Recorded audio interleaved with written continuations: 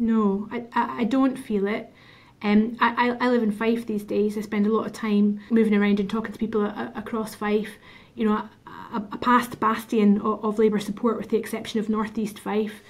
Seats like Glenrothes and Kirkcaldy and Dunfermline you could have banked on in the early years of Blair's government to return Labour MPs with huge majorities that now return SNP majorities, you know, in 4 or 5 figures in some instances.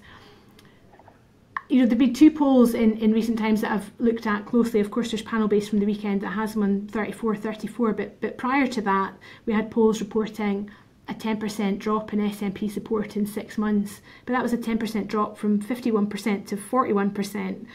I don't think Labour have been polling into the 30s since something like 2010. So there is a shift to that extent for sure. But when you break it down by constituencies, I still think, as Andy said earlier, the Constitution dominates. In seats where you have a strong majority for no in 2014, they are seats which will fall more rapidly to Labour than they will elsewhere in the country. So you can see very quickly how Labour regains the seats that I won in 2017. So to Edinburgh South you can add Rutherglen, you can add East Lothian, you can add Kirkcaldy, you might squeak a seat in Glasgow, you might squeak a seat in Lanarkshire, but 7 seats is a good bit short of 25.